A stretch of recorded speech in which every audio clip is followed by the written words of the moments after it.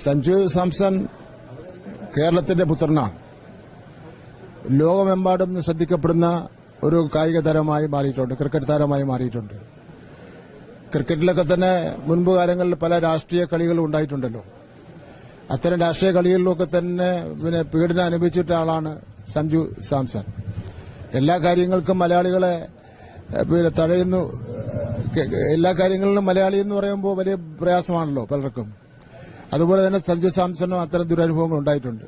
പക്ഷേ തന്റെ കഴിവും ആത്മാർത്ഥതയും ശേഷിയും അർപ്പണബോധത്തിന്റെ അടിസ്ഥാനത്തിൽ നിന്ന് ലോകം ശ്രദ്ധിക്കപ്പെടുന്ന ക്രിക്കറ്റ് താരമായി സഞ്ജു സാംസൺ മാറിയിരിക്കുന്നു. ഒരു മത്സ്യത്തൊഴിലാളിയുടെ മകനായി ജനിച്ച് മത്സ്യത്തൊഴിലാളിയുടെ ആ അന്തരീക്ഷത്തിൽ കളിച്ച് വളർന്ന വ്യക്തിയാണ് സഞ്ജു സാംസൺ. ഞങ്ങൾക്കെല്ലാം അഭിമാനമാണ്. കേരളത്തിലെ മുഴുവൻ അഭിമാനം മുഖ്യമന്ത്രി അഭിനന്ദിച്ച് കഴിഞ്ഞിരിക്കുന്നു.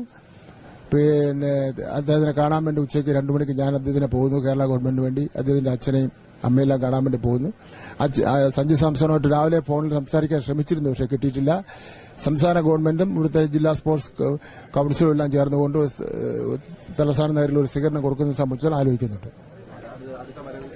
ഡേറ്റ് നോക്കിയിട്ട്